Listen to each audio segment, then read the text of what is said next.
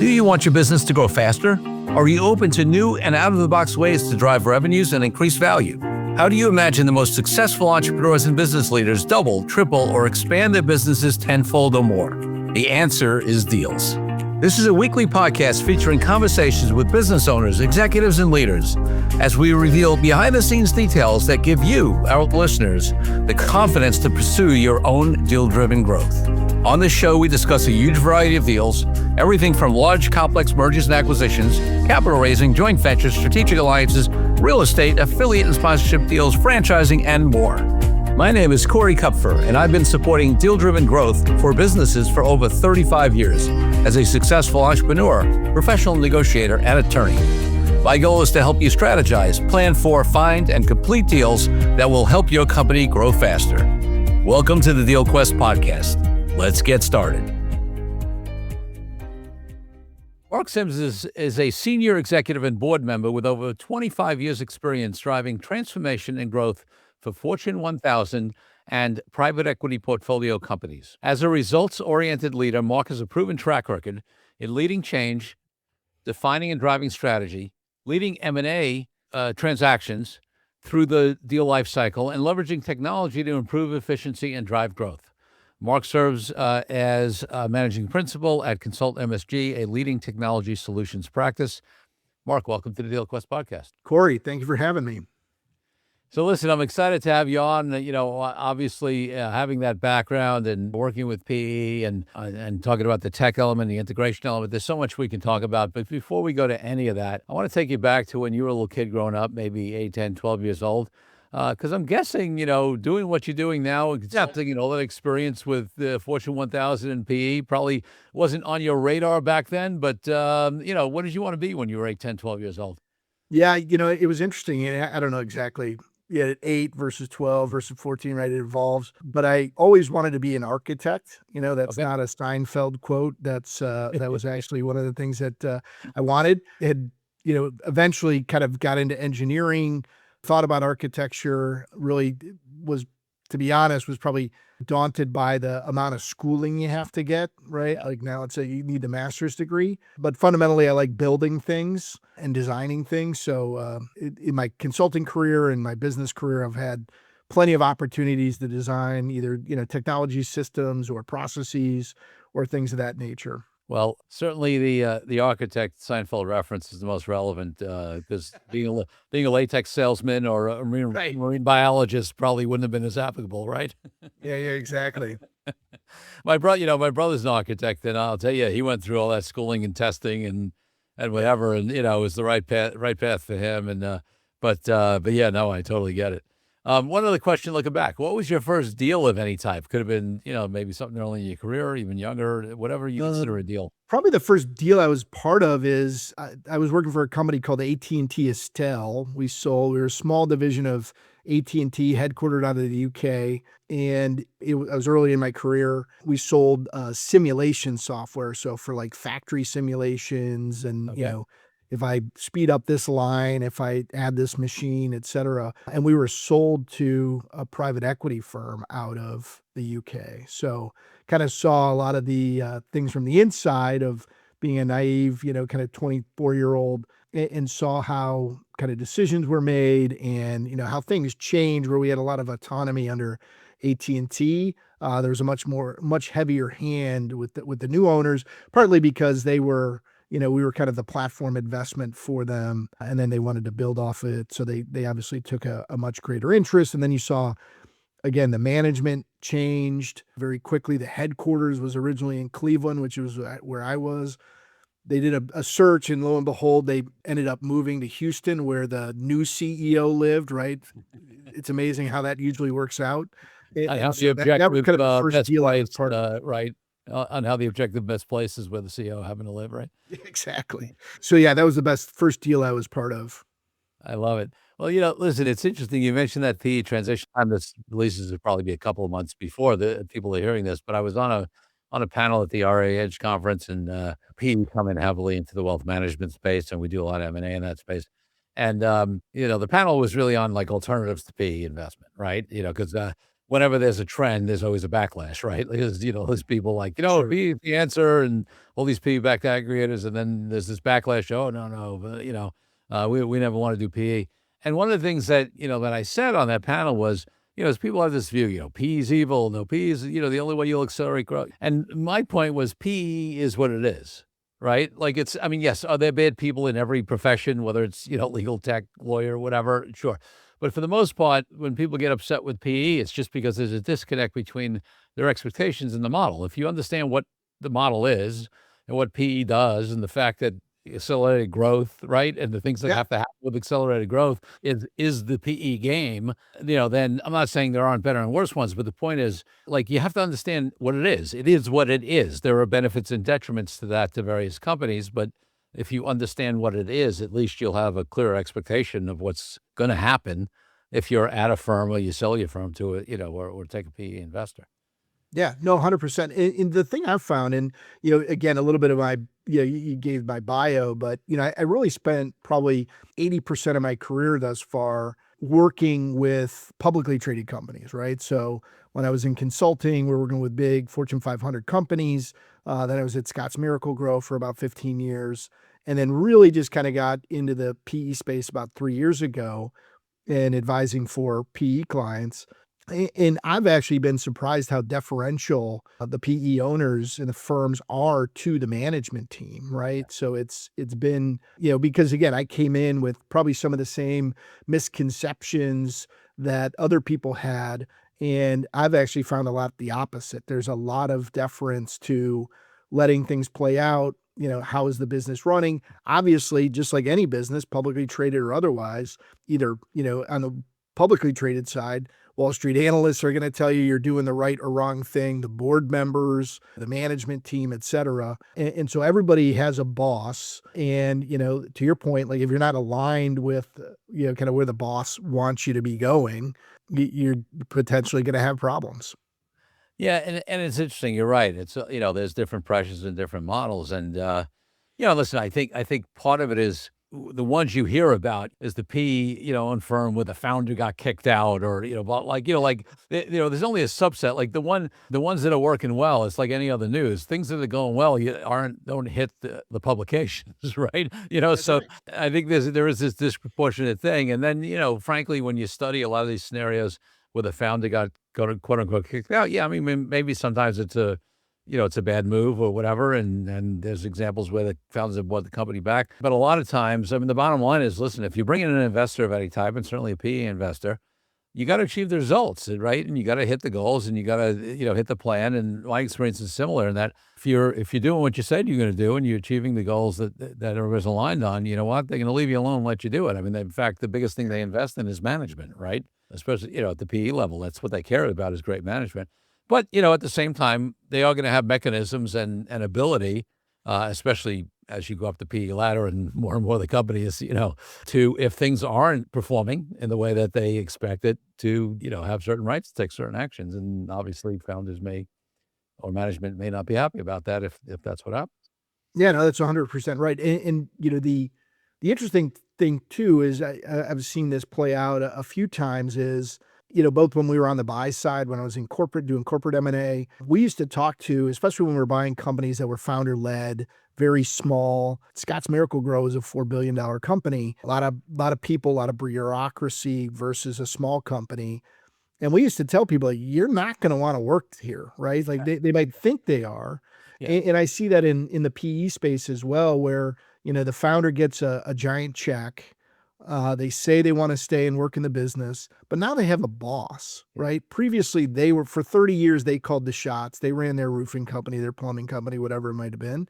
Now they have like somebody else who's maybe in seat. They're only focused on, kind of revenue generation or whatever it might be, or operations. And they have, like I said, they've kind of monetized their investment. They've got a different perspective. And so when you hear founders leave or get, kicked out, I don't know how much of it is pushing versus how much it is people kind of like leaving or choosing to leave on their own, just because it's not kind of an ideal setup for where they are in that point in their kind of life.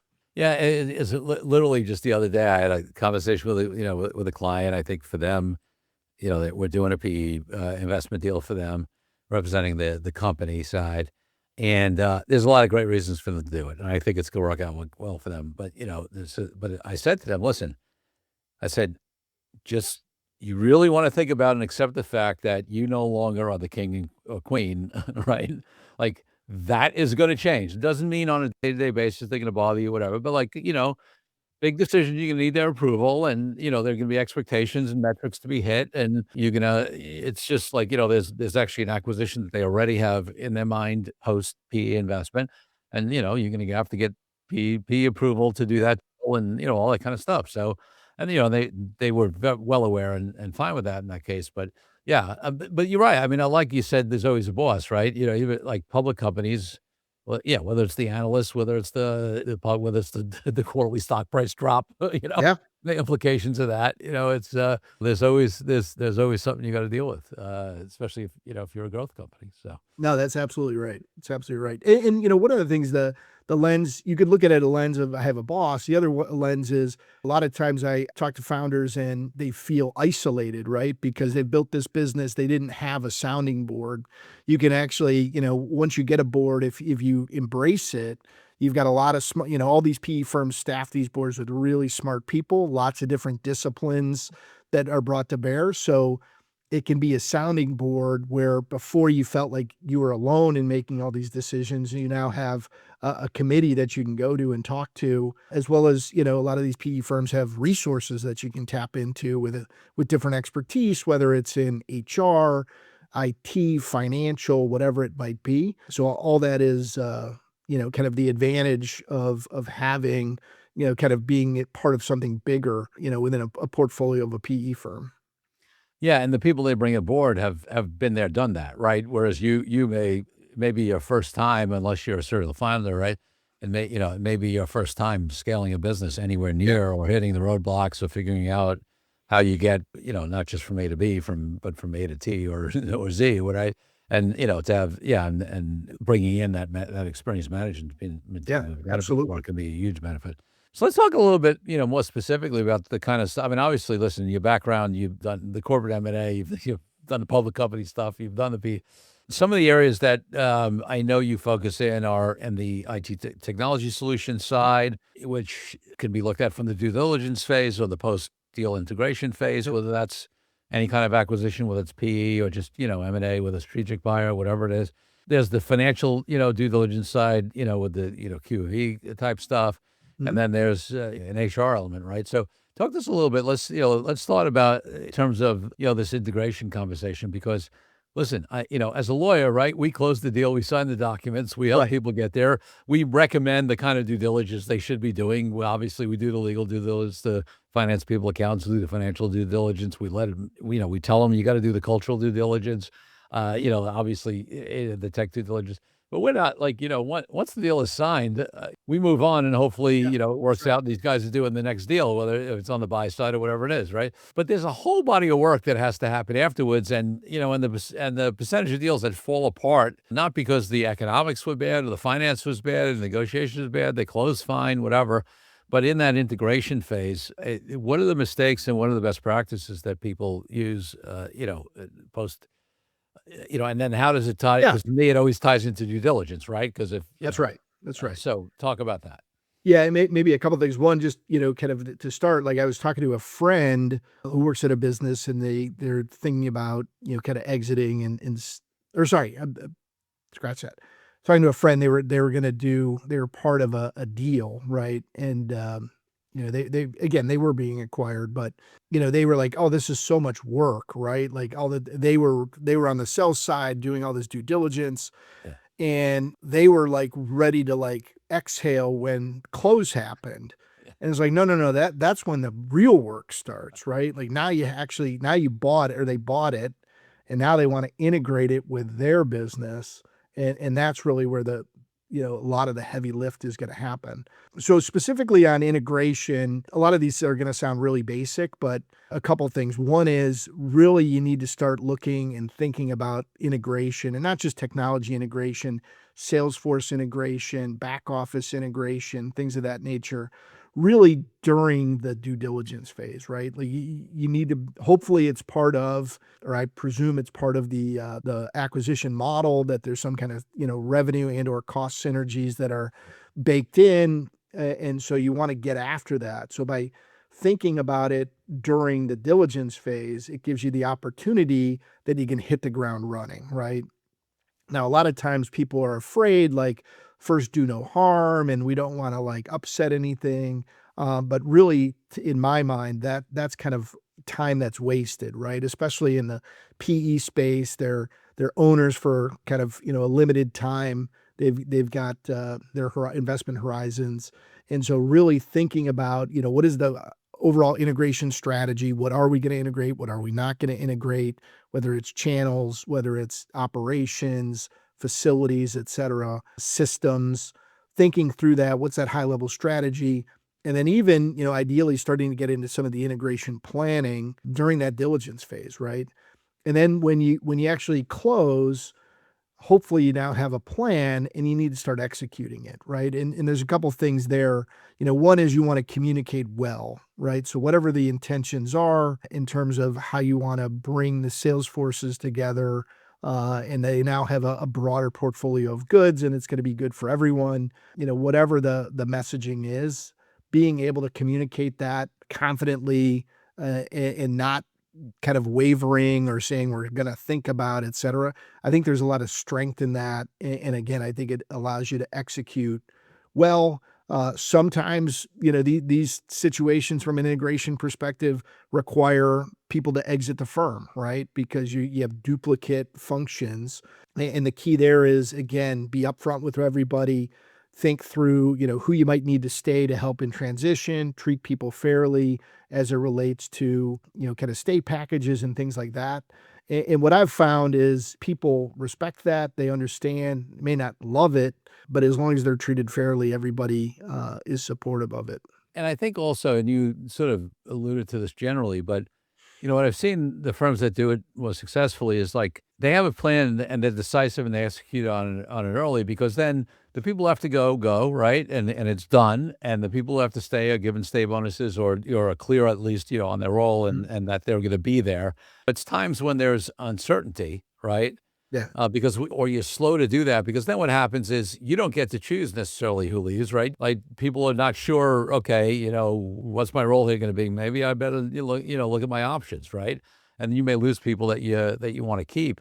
Or you just have a distracted and unmotivated or workforce. So I've seen, I mean, I'm not saying recklessly, but like a decisive plan that's executed pretty expeditiously, is usually in my from what I've seen makes a big difference.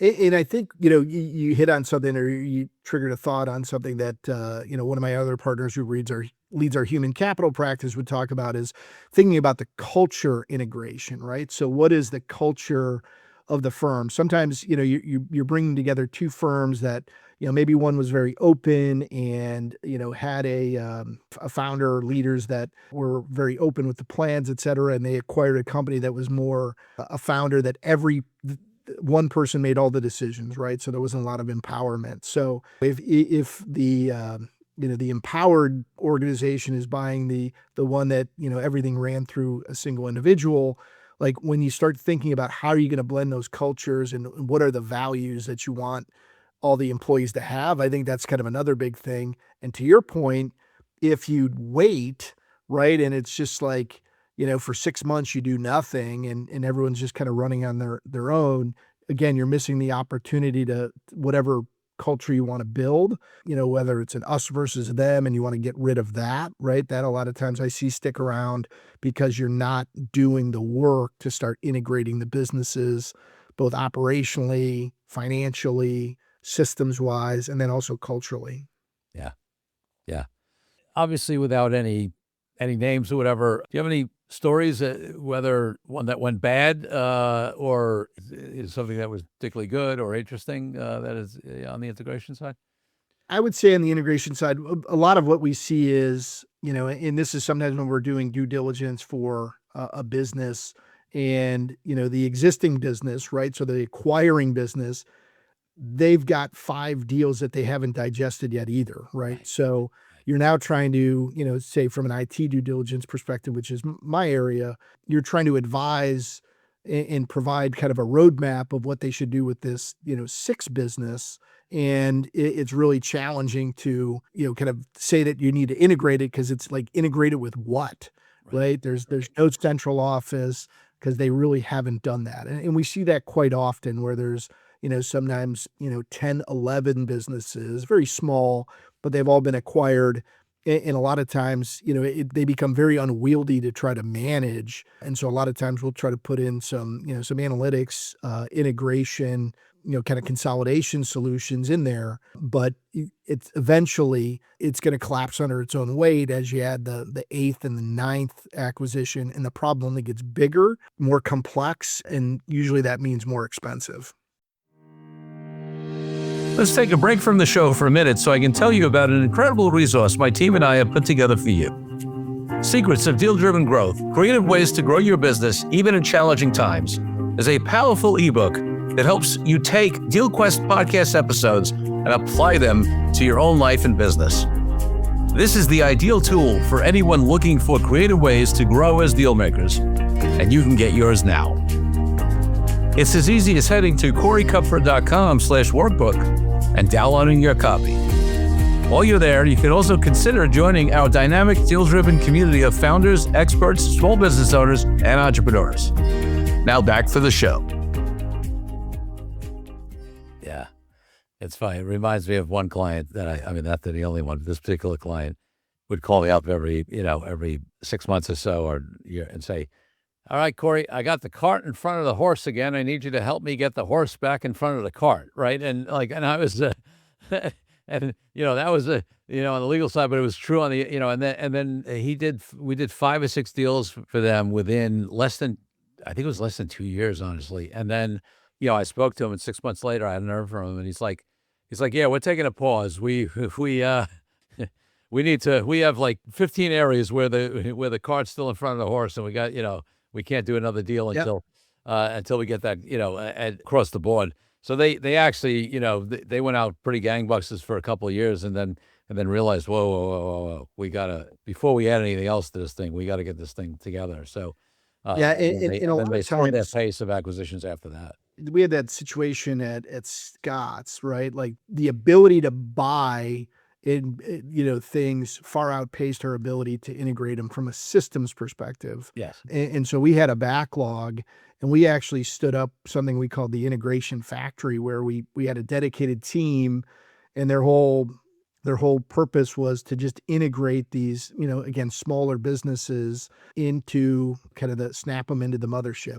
They used to always get mad when I'd say snap them in, because it's a lot of work, right? It's not as simple as just like, oh, just snap them in, right? No big deal. But yeah, you can very easily a lot of times see that your ability to acquire, new businesses is far greater than your ability to integrate them effectively, right? Like, again, sometimes, at the margins you can do the integration, but to truly integrate, get people standardized on a, kind of single processes, single system, that's a lot of hard work. Yeah. And it's interesting, especially in bigger companies where you've got, different divisions, you've got maybe folks that are like, I mean, we had this actually, I remember we had a deal with a buyer who was a public company.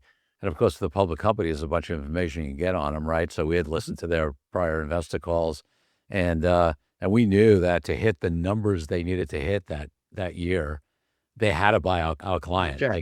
Basically, like, it was almost perfect. They were short X. They were paying, I think it was about 23 or 28 million, whatever, for my client. We knew there was nobody else. There were smaller companies in the space, so they could have aggregated 2 or 3 of those, but that wasn't practical to get done by the end of the year. There were bigger companies that weren't, like, we were the only ones that fit that bill, which gave us a lot of negotiating leverage. In fact, when they tried to shave us down on the price post due diligence, we just held firm because we knew they needed us. Yeah. The point is that, so you may have a public company that's got whatever, investor promises, stock price reasons or whatever to do something. You may have finance folks that are looking to hit certain numbers. You have your corporate dev team who is tasked with going out and finding deals and are, measured on finding and Yeah. closing deals. And then where is the constraint in the organization? And unfortunately, a lot of times when the constraint is on the integration side, on the operation side, and on the tech side, on the human resource side, or whatever, those folks have less influence in the deal decision-making process. And then they've just got to react and figure out how to try to deal with it the best they can, right? Yeah, a lot of those functions get assembled post LOI, right? And then there's a lot of momentum. And again, the deal may make a lot of sense. And kind of any objections, because it might be hard work or a heavy lift, really, unless there's like big dollars around kind of the heavy lift or the complexity of it, usually, those are noted, but they're not going to be red flags and or things that are going to hold up a deal. Yeah. Interesting. So you focus on the IT, integration side most. We did mention you have a partner who heads up the team on the HR culture, side, and then you guys also do some stuff on the finance QV side as well, right? Is that right? Yeah, that's kind of where the firm started. Founder really kind of worked in the transaction advisory, really on kind of the finance side, Q of E, financial due diligence. That's really where we've kind of got the complement of, like we say, that the three kind of big problem areas: people, money, and systems. Right. Yeah. So we try to help clients. Fundamentally, the way I explain it is we help clients transact, transition, and transform. So the transact obviously is transaction advisory. Transition is we'll step into interim management roles and help. A lot of times you see deals where through the diligence phase, you identify that the person who's the current, CFO or the head of finance really isn't going to be able to provide the new PE owner with kind of the level of detail and reporting and acumen that they are going to want. So we'll sometimes step in there to figure out what is needed.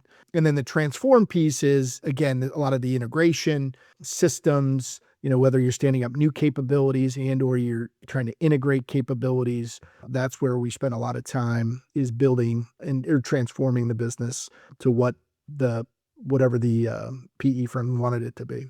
Yeah, got it. And it's great that you do all of that. I mean, I know, although those things are separate segments, it all ties in, right? I mean, whether in terms of what it's going to take on the IT integration side, and where you're going to end up may dictate which people you keep on, or who you need to bring in, or who becomes expendable, right? Obviously, the finance side, there's budget involved with everything. So they're not really, they're not totally silent. They interrelate.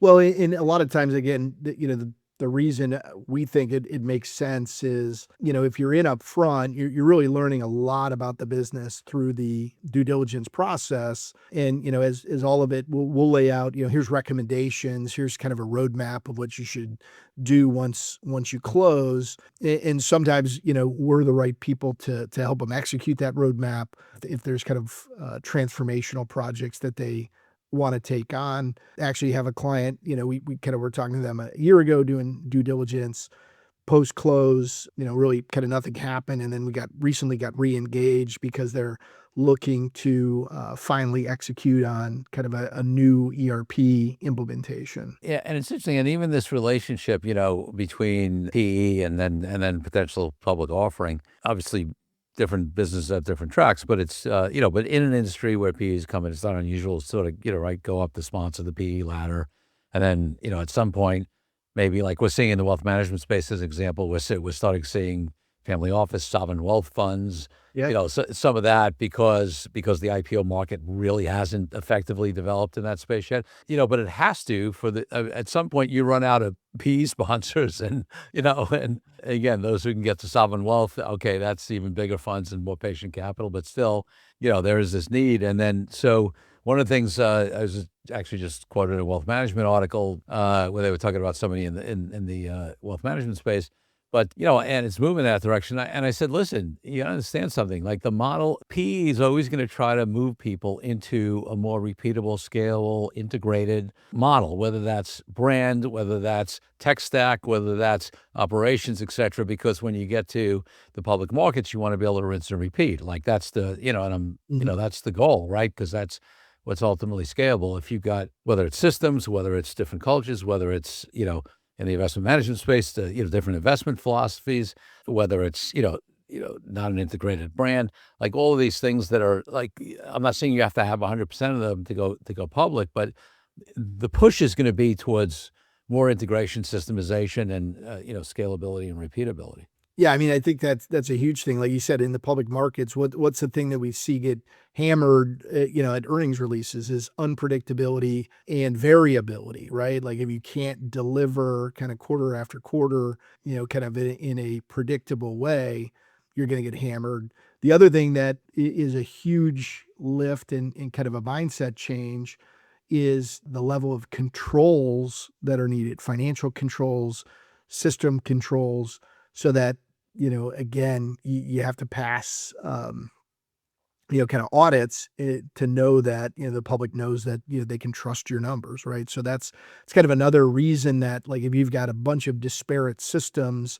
you now have to essentially put on the SOX controls onto all those, kind of business systems that are part of, kind of the financial reporting, versus if you're on a common system, if that makes sense for that business, that allows you to, obviously get some standardization, but also from a controls perspective, you only have to do it in one specific system. Yeah, no, it totally makes sense. Are there any just like trends you're seeing out there, whether it's, in the PE-backed, company market, whether it's in generally, whether it's in, specific sectors, where there's more activity, anything that you're seeing here evolving in 2026? We've seen a little bit of, or I'd say we've seen quite a bit of uptick in deal activity, but if, probably 13 months ago, if we had been talking, I would have said the same thing. And then we had Liberation Day, and that put a damper on everything. But I'm seeing we've seen a lot of inbound deal activity, which is great. So that's kind of one piece on the M&A front. I think the other thing and we mainly deal in middle market M&A. The other thing is, we're having a lot of conversations with clients around AI. I don't know if you've heard of that, Corey. That's a new thing that's been out here for the last 3 years. But really kind of, really looking at, what are use cases either at the PE firm level and or kind of within the portfolio company level. So that's obviously, people are trying to figure out use cases. The interesting thing that we find a lot in due diligence and even, within established businesses, like they've got, they don't have trusted data, right? So when you think about AI, we're all users of kind of the large language model, generating, a new marketing report or whatever it might be. But when you think about like, how do I actually like implement this to help me kind of get more efficient and effective? We do know, you need to train the model so it knows like, what is the patterns and the behaviors that it should, kind of replicate. And so many of the businesses that we work with, when we talk to them, they want to start on step 5, and we're like, you really need to do steps 1, 2, 3, and 4, which is, kind of clean your data, get a common data source. What are the business rules that would govern this particular, business process before you go to layer something on, right? You can't really automate a mess, or you're just going to get a bad result faster and you might get a worse result. And so that's one of the things that we're seeing and having conversations around is people are trying to figure it out and what makes sense. But there is some basics that people need to get into place for kind of the really getting more efficient and effective. Yeah. No, I mean, right. I mean, kidding about, right? Like, I feel like every conference I'm at, every meeting I'm at, every whatever, right? Everybody's talking about AI. And I feel like a lot of people talking like they have it figured out. And I feel like almost nobody really has it figured out yet. Yeah. It's just, and people are trying, a bunch of stuff and I mean, this better than I do, but I mean, there's the capability, right? There's also, right, the data and the systems even to use it effectively. Then you got the adoption conversation, right? Yep. Getting your people to actually use it. And that's true with any technology, right? And I've seen that in my firm, and obviously we're tiny compared to bigger companies that are looking to adopt this across hundreds or thousands of employees, right? So yeah, it'll be interesting to see how that plays out. I mean, I'm getting hit up every day with some legal AI, Sure. Yeah. consulting firm or software, or model or whatever that's, going to make me more efficient and whatever. So yeah, it'll be very Well, interesting. and there's a couple, right, prolific cases in the legal area, right, where like, the chat GPT or whatever made up cases, right? And Yeah, then the yeah. the person Hallucinated. doubled down, and then even in the consulting world where I'm at, right, we saw the issue. I think it was Deloitte in Australia where they produced a report and they had a bunch of fictitious data in it for the Australian government or one of the provinces in Australia. So, it's kind of proceed with caution. Again, the tools are very powerful, and again, I use them in my workflows today. But you have to always have, we call it the human in the loop, right? Is kind of the common term. So that's a key thing, and you don't want to discourage experimentation because again, they are helpful tools. But the other thing to always remember is you talked about kind of user adoption. It can cut both ways, right? So some people just don't want to use them, or you have some individuals that are really eager to use it. But Yeah. from a business perspective, do you know what data they're putting out there or into these systems? In which systems are they, right? Are they secure, that your data is not going to be used and or available? Are they open source models where you really don't have that control? So again, a lot of things we talk about is, do you have an AI policy, right, to just kind Sure. of govern, similar to an internet use policy, which companies now all have, what you can do and what we don't want you to do with it. The same thing can be true. Again, not to add bureaucracy, but to really add kind of guidelines and set expectations for people on what they should and shouldn't be doing with these tools. Absolutely. You mentioned, we talked about the three aspects of what you guys do, and you talked about middle market. Anything else in terms of who you serve, whether it's geographic, whether it's any particular industries you focus in? Who's your ideal clients? Yeah, no, we work nationally, and we've got resources in on the West Coast, down in Texas. We're got a good group of us here in Cleveland, Ohio. But yeah, we kind of work middle market PE. We do work with a few publicly traded companies at times. That's kind of more kind of specific expertise. But yeah, that's in terms of our ideal client, like people with complex challenges that need help fixing them. Yeah, yeah, and obviously transactions help create complex challenges, right? They do. They do. All right. Before I ask you my final two questions, Sure. is there anything else that we haven't covered, whether it's about the industry, about your work, about any of the stuff that you want to bring to the audience? No, I think this has been great. Awesome. So tell us, if people want to find out more about you, where do they go? Sure. You can learn more about the firm at consultmsg .com. Or if you wanted to contact me directly, it's msims, SIMS, at consultmsg.com. And again, be happy to have a conversation with anybody. Awesome. So my final question on the podcast is always about my highest value in life, which is freedom. And for me, that means everything from freedom around the world for people from oppression to why I've been an entrepreneur for decades and haven't had a boss. What does freedom mean to you, and how does it impact your life and business? Um, that's a good question. Yeah, I mean, I think for me, freedom is, for freedom to pursue interests, right? So, whether it be kind of professional interests or personal interests, but having the ability to, kind of explore and things that you have no business doing, right? You have the ability to go try it, and try to get better. So that's kind of, probably off the cuff. That's probably a big one is for me.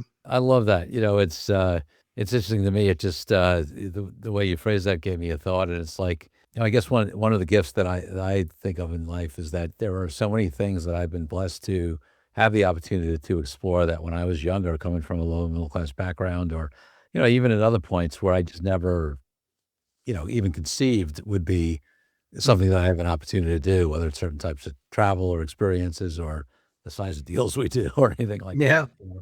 So, that's a beautiful gift that we keep getting to grow and experience new things. Fantastic. Well, Mark, I appreciate you being on the podcast. You were a great guest. Thanks for being on. I appreciate you having me. This is a lot of fun. Thank you for joining me on this episode of DealQuest, where we help you understand how deal-driven growth can be your ticket to freedom. If you are interested in finding out more about my law firm, the services we provide to entrepreneurial and growing companies across industries all over the country, and my partner Brian Megan and I, and my amazing team, just head over to kupferlaw.com. That's kupferlaw.com. And if you want to follow more of my content, head over to my LinkedIn page where I post regularly. I'm Corey Kupfer. Until next week, wishing you the freedom and financial prosperity that I know your DealQuest will bring.